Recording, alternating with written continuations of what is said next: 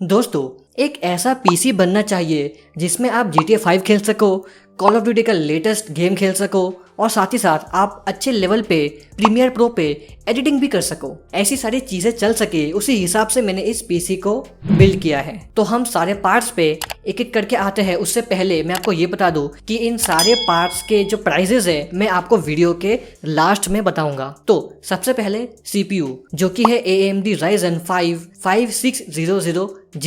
ये काफ़ी बढ़िया CPU है AMD की तरफ से। अगर मैं आपको स्पेसिफिकेशंस की बात बताऊं तो इसमें आपको 6 कोर्स मिल जाएंगे। जो बेस कोर क्लॉक है वो है 3.9 GHz और जो बूस्ट क्लॉक है वो है 4.4 GHz। TDP है इसका 65 वॉट। माइक्रो आर्किटेक्चर है इसका Zen 3। सॉकेट है इसका AM4 और इसमें आपको Radeon Vega 7 का इंटीग्रेटेड GPU मिल जाएगा। मतलब विदाउट ग्राफिक्स कार्ड भी आप इसमें गेमिंग कर सकते हो, बट फिर भी ग्राफिक्स कार्ड लेना जरूरी है। फिर उसके बाद मैक्सिमम मेमोरी सपोर्ट इस CPU के साथ है 128 GB। और अगर मैं कैश मेमोरी की बात करूँ तो इसमें इंस्ट्रक्शन वाली जो कैश मेमोरी है वो है आपको मिलेगी 632 KB की। फिर जो डेटा वाले जो L1 कैश मेमोरी है वो है 632 KB की। फिर जो L2 कैश है वो मिलेगा आपको 512 KB की और वो 6 है अलग अलग। फिर जो L3 कैश है वो है 16 MB की एक, और जो इसका आर्किटेक्चर है वो 7 नैनोमीटर पे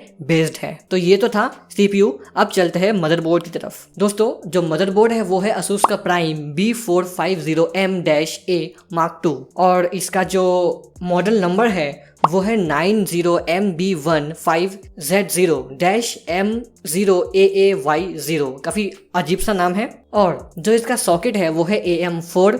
फॉर्म फैक्टर है इसका माइक्रो ATX। चिपसेट है इसका AMD B450। इसका मैक्सिमम मेमोरी सपोर्ट है 128। इसका मतलब आप इसमें 128 GB तक का रैम इंस्टॉल कर सकते हो। मेमोरी टाइप है इसका DDR4। आपको इसमें 4 अलग अलग स्लॉट्स मिल जाएंगे रैम इंस्टॉल करने के लिए।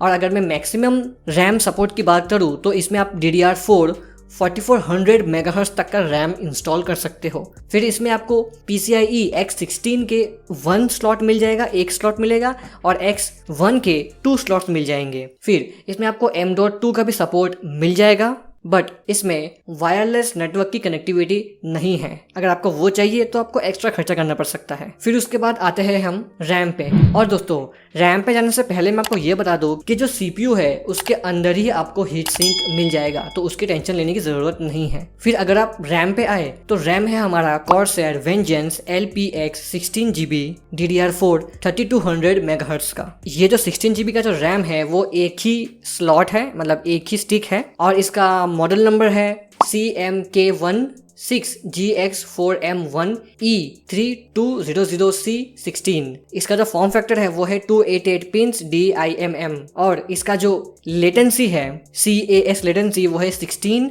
और फर्स्ट वर्ल्ड लेटेंसी है 10 नैनोसेकेंड्स। वोल्टेज की बात करूँ तो है 1.35 वोल्टेज। इसका टाइमिंग है 16-20-20-38 और इसमें आपको हीट स्प्रेडर भी इसके ऊपर ही देखने को मिल जाएगा। फिर इसके बाद आता है हमारे स्टोरेज डिवाइस पे, जो कि होगा हमारा SSD, और इसका नाम है western digital blue 500GB 2.5 inch form factor के साथ। और इसका जो मॉडल नंबर है वो है WDS500G2B0A। वेस्टर्न डिजिटल की तरफ से आता है ये SSD। इसकी कैपेसिटी है 500GB। टाइप है इसका SSD और इसका जो इंटरफेस है वो है SATA 6.0 Gbps और ये NVMe नहीं है। अगर आपको NVMe चाहिए तो थोड़ा सा आपको बजट एक्सटेंड करना पड़ेगा, फिर आप चाहो तो NVMe ले सकते हो। और NVMe का फ़ायदा ये है कि ये नॉर्मल SSD से 4 to 5 टाइम्स ज़्यादा फास्टर होता है। डिपेंड्स आप कौन सा NVMe ले रहे हो। फिर इसके बाद आता है हमारा सबसे इंपॉर्टेंट कंपोनेंट, जो कि है ग्राफिक्स कार्ड GPU। और ये ग्राफिक्स कार्ड है Asus का GeForce GTX 1050 Ti 4GB। और अगर मैं स्पेसिफिकेशंस की बात करूँ तो इसमें सबसे पहले मॉडल देख लेते हैं, और वो मॉडल है 90YV0874-MONA00। इसका चिपसेट है GeForce GTX 1050 Ti 4GB का ग्राफिक्स कार्ड है। GDDR5 का इसका मेमोरी टाइप है। अगर कोर क्लॉक की बात करूँ तो वो है 1341 MHz।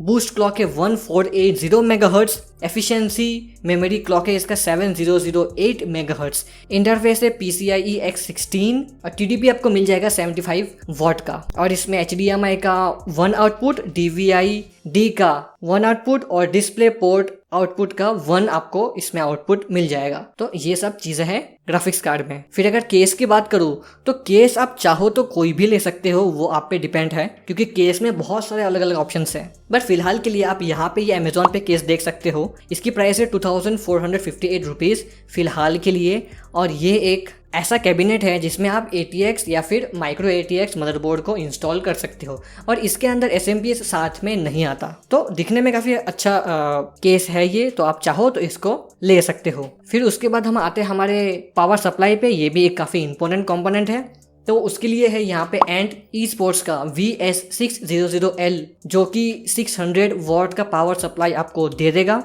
तो इससे आप आपके सारे ही कंपोनेंट्स आराम से रन कर सकते हो। ये 600 वॉट का है तो आपको कोई तकलीफ नहीं आएगी। सो फ्रेंड्स, मैंने ऑलमोस्ट सारे पार्ट्स आपको एक्सप्लेन कर दिए, कौन से चीज़ें आपको लेनी चाहिए अगर आपको 50,000 रुपीज़ के रेंज में PC बिल्ड करना है तो। और फाइनली अभी हम प्राइस पे आते हैं। तो जो CPU है करंटली उसका प्राइस चल रहा है 15,999 रुपीज़।